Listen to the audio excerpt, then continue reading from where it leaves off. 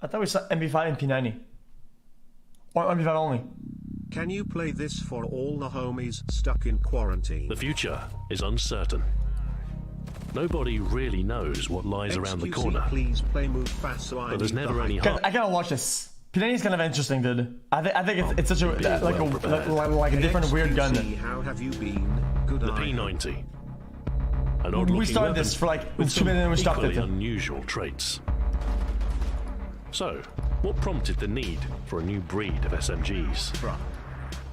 What was the P90's key rival, and how did it fare?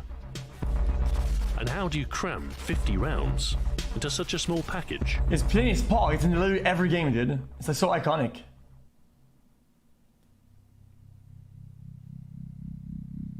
xQcOW, my man, the MP5 was king. You and chat will love it. Since its introduction in the 1960s, no other submachine gun came close to HK's offering. It's compact, and stable. While expensive, if you wanted the best, you bought German. However, the SMG was in danger of becoming obsolete. The development of Kevlar armor in the 1970s and its subsequently increasing availability raised concerns amongst military and police units. SMGs had to adapt. They needed the ability to defeat body armor whilst retaining their compact size. A new class of weapon, part SMG, part carbine. The personal defense weapon. I like this. In 1986, Belgian firearm manufacturer FN Stahl put their expertise to task. A new weapon designed from the ground up. To fit the PDW role, it had to be compact. So, a bullpup configuration was the logical choice, with the magazine feed point located behind the trigger. However, unlike most bullpups, the magazine is inserted at the top of the weapon and lies parallel to the barrel instead of the more conventional perpendicular arrangement. This required a crafty bit of engineering to rotate the cartridges ready for feeding. 50 bullets in it, dude? A spiral ramp integrated into the magazine, with the rounds pushed into the correct orientation as they're fed by the spring. The magazine's translucent polymer construction also means you can see how many rounds remain at all times. 50, dude. In fact, the entire weapon makes extensive use of polymers, reducing both cost and weight. This is Pog. Although the ergonomics are unusual, they are carefully considered. It has an integrated reflex sight, and all controls are ambidextrous, with the weapon even ejecting spent cases downwards. That's good for akimbo, right? However, despite all its high-tech features, the most interesting aspect is the cartridge it fires. The FN 5.7 by 28mm round, designed specifically for the weapon. Unlike typical pistol cartridges with squat form and rounded tip, this new caliber resembles a miniature rifle round, with Spitzer point and a higher relative charge. So it pierces armor. This means that while the projectile is small, a quarter of the mass of a typical 9mm round, it travels over twice as fast. More energy over a smaller area means greater penetrative force, and as a result, the 5.7mm is able to pierce body armor that would otherwise stop a typical SMG.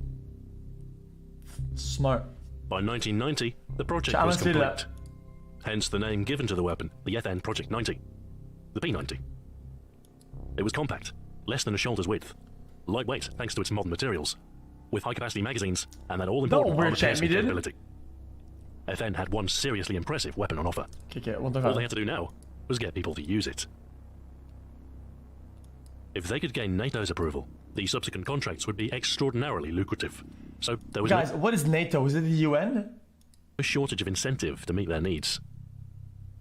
The original SS-90 ammunition was designed with a plastic core, but in 1993 a revision was needed in response to NATO CRISAT specification. Any PDW for consideration needed to be able to penetrate 1.6mm of titanium plate, along with 20 layers of Kevlar, at a distance of at least... time it takes to fall asleep after being on a screen. Yeah. I'd estimate you weren't in a deep REM cycle until 8. True. You got about 2 solid hours of sleep only. Yeah. Please sleep more of El Goblin. I'm fine, I'm fine. 150 meters. I muted it. In order to achieve this, FN added a composite core to the bullet, steel-tipped with aluminium rear. And these revised SS-190 rounds could tackle the required level of armor even beyond 200 meters. Shit, there's so much technology in this, dude. NATO's requirements also prompted the development of a complementary pistol firing the same caliber, the FN-57. Altogether, FN had the perfect package for modern close-quarter operations. But it wasn't long before they had a rival. 5.7's a cool ass fucking gun, Meanwhile, isn't it? Heckler and Koch were stuck in a bureaucratic mire. The German reunification had slashed available defense budgets, forcing them to abandon the ambitious G11 project in favor of the more conventional G36. The nail gun, dude. It was only after Germany's new service right. Chat, isn't that the nail gun? The piece of shit. This is so bad, isn't it? G11 project in favor of the more conventional G36. It was One only after against one. Germany's new service rifle was realized that H&K could finally invest in something new. A rival to the P90, come to defend the throne.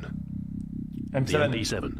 Oh, dude, that's fucking pog. Now, there were two key contenders, and by 2002, NATO were ready to proceed with tests.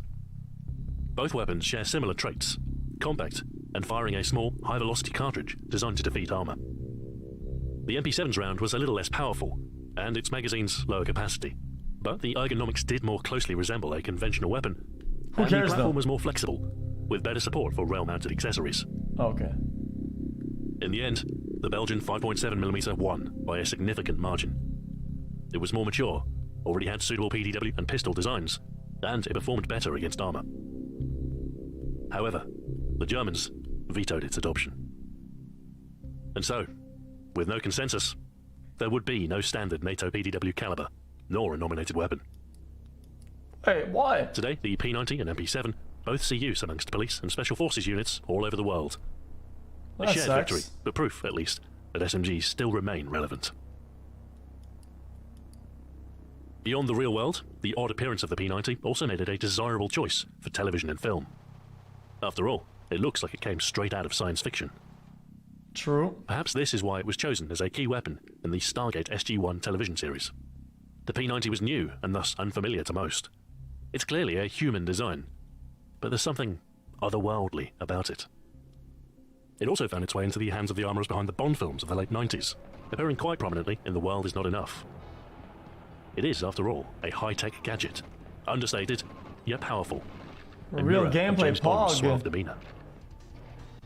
The Bond franchise's video games were performing quite well around this time too, courtesy of the success of Rare's GoldenEye, GoldenEye dude. 007, which featured its own interpretation of the P90. It isn't the most accurate rendition of the weapon, but it is one of the earliest. From here, it would quickly become a regular sight in games, especially in those with a focus on realistic weapons.